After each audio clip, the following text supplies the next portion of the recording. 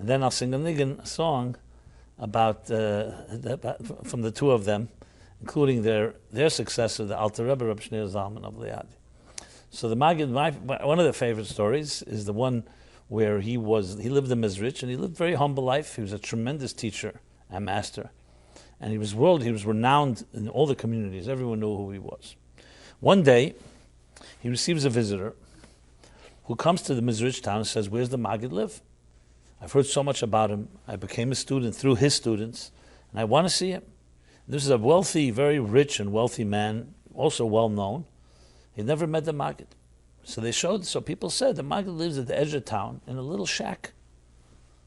So he was pretty surprised. This great Maggid's living in a shack. Okay, fine. He comes over to the shack, knocks on the door. Yes, he walks in, sees the Maggid is sitting there on basically not even like a plank of wood, studying, full of books. There's a bed in the corner. And I mean, the most what would we say, the most, not stark, what's the right word? Humble for sure, but almost like, as minimal as a person can live. And he's so taken aback, he says to the Maggid, "I don't understand. Nowhere does it say in the Torah that you have to live in poverty. Matter of fact, wealth is a blessing. We don't reject wealth. We don't reject comfort. Now, you have to indulge in it. It doesn't have to be the purpose of your life. But why do you have to live like this? You have so many students, myself, others that would support you, would at least live in comfortable." So the Maggid looked to him and said to him, "Tell me, what do you do for a business? What's your business? How do you make your money?" He says, "Well, I go 2-3 times a year to a place called Leipzig, the big market city. I would buy a lot of material, and then I come back and I sell it to the local merchants, and that's how I make my money."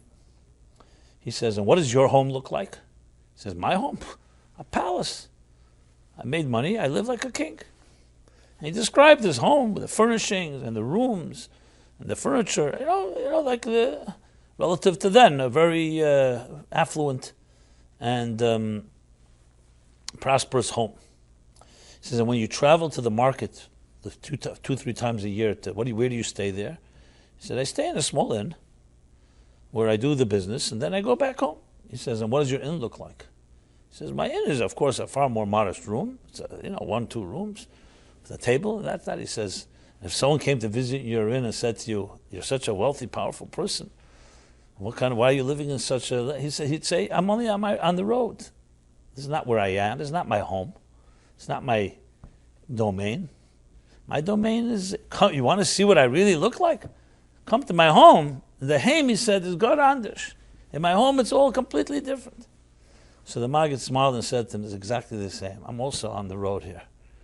I'm in transit. You want to see what my home looks like?